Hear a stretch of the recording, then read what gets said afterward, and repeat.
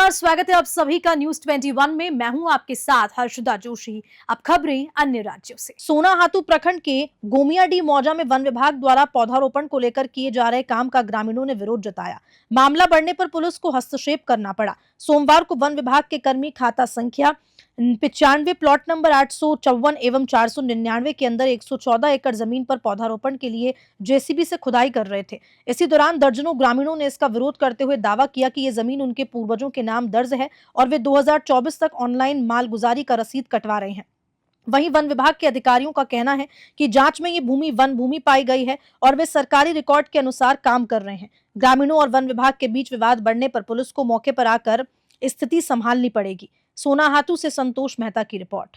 जब वन विभाग यहाँ पे अपना काम शुरू करती है तो आप लोग आके विरोध करते हैं, क्यों करते हैं विरोध? हम गोमियाडीह मौजा के और नवागांव के सब रैयत के तरफ से आप सभी मीडिया साथियों को खतियानी जोहार। और हम लोग का विषय यही है कि आज 2 महीने से करीब वन विभाग द्वारा यहाँ पर नापी जोखी किया जा रहा था। उसके बाद नापी जोखी करने के पश्चात हम लोग को हल्का फुल्का जानकारी हुआ। उसके बाद वो अचानक से जेसीबी ला करके काम करने लगा यहाँ पर ट्रेंच कोड़ने का।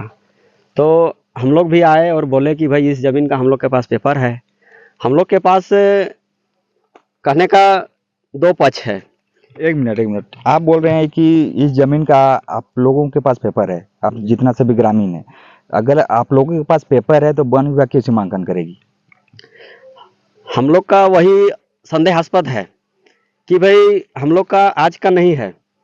1945 में ठाकुर का हुक्मनामा द्वारा दिया गया है और आज़ादी के बाद जब अंचल स्थापित हुआ उस समय भी सरकार और अंचल ने माना है कि भाई ये लोग एक्चुअली ठीक है और हम लोग का लगान रसीद जारी था।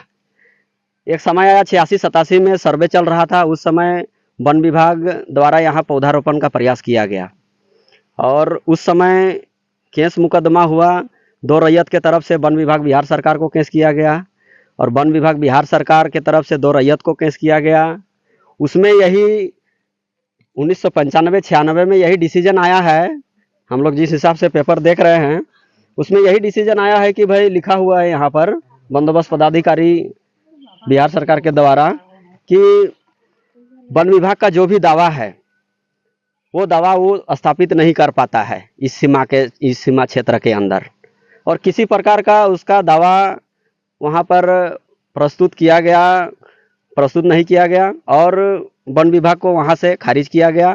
और जो सर्किल ऑफिसर थे उनको लगान रसीद चालू रखने कहा गया और 96 से भी जजमेंट के बाद भी 96 के बाद भी अभी तक मालगुजारी रसीद हम लोग भरते आ रहे हैं और 2024 तक ऑनलाइन रसीद भी कटा है इसका।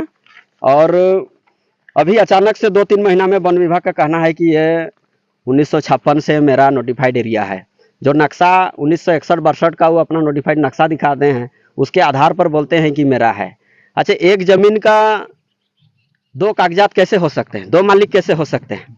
हम लोग का कहना है कि भाई आप 87 में आए थे तो उस समय केस मुकदमा हुआ था, तो उस समय का जो डिसीजन है उस डिसीजन में साफ लिखा गया है कि आपका दावा उसमें साबित नहीं कर पाए हैं आप। उसके बाद भी हम लोग का रसीद कट रहा है। तो हम लोग का कहना है कि वन विभाग को कि भाई आपका अगर है तो हम लोग के पास जो भी पेपर है अभी तक का 1945 से लेके अभी तक का जो भी पेपर है उसको आप पहले खारिज करवाइए, उसके बाद आप अपने यहाँ काम करिए।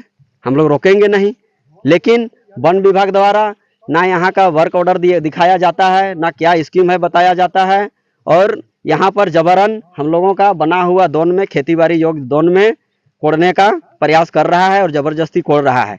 हम लोग रोकने आते हैं, होने से बोलता है कि केस मुकदमा कर देंगे। तो हम लोग का कहना है कि भाई हम लोग आज 3 पीढ़ी से वहाँ पर कायम है। ऊपर से जो भी पेपर है हम लोग का घर का बनाया हुआ पेपर नहीं है।